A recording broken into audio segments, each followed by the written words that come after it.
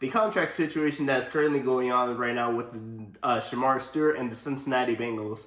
And one of the reasons why I want to talk about this, basically interesting, is because the last time I think a first-round pick of this caliber had held out for this long, I think was Joey Bosa for the Chargers. And he apparently didn't, he held out until the start of camp. But the thing is, if he really wants to, he can hold out for the whole year. He won't play. And then when it comes to 2026, there's still an option for him to get redrafted by a different team. Now, the one thing I want to take a look at straight to the simple point is the Cincinnati Bengals real quick. Cincinnati, I understand that you paid your top 2 wide receivers, but did you really think that there's going to be guys that you're going to draft that are going to want to get paid good money, that feel like they could be a game changer on this team? Trey Hendrickson, the defensive star rusher for the Cincinnati Bengals, hasn't even been paid yet. And this guy, Shemar Stewart, who is supposed to be on the opposite side of Trey Hendrickson for the edge rushers, wants to get paid as well. But you know where most of that money went to? Quarterback, wide receiver. Can the Cincinnati Bengals really do anything? No, because they, like I said, they paid a majority of their money to their star quarterback, Joe Burrow, understandable, and their star wide receiver, their 2 star wide receivers, T. Higgins and Jamar Chase, which is very understandable. But they also got to realize that it comes at certain simple standpoints. And I've heard recent rumors or articles that the only problem is the wording in the contracts.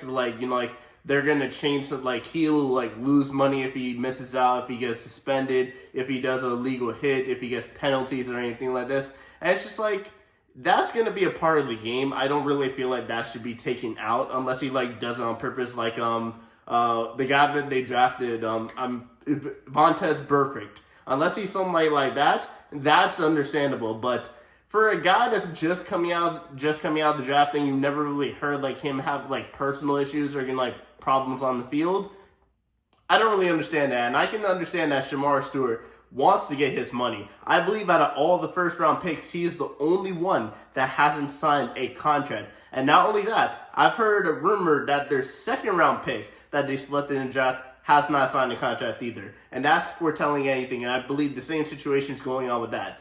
But Shemar Stewart, if he really wants to, he can wait until next year and get redrafted. Do I think he's going to wait that year, that long? No. I believe that coming closer towards the NFL season, right now he's missing OTAs.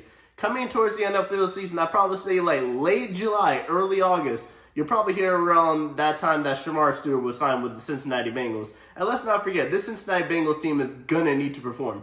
Because every single season, this team and their defense always starts out slow. If you want to know this, Jamar Chase and Joe Burrow, they could put up a whole number of points on the offense. But the one problem that they have is their defense. The Cincinnati Bengals, anytime they are in a shootout, it's a high-scoring shootout. It's never a low-scoring shootout. That is because their defense is not good. And if they want to have a very good defense, it starts with the edge rushers, the guys that can pressure the quarterback. And if you really want their defense to go after the quarterback and get the quarterback and stop these quarterbacks from throwing the ball so much and putting up so many points, you're going to have to pay them.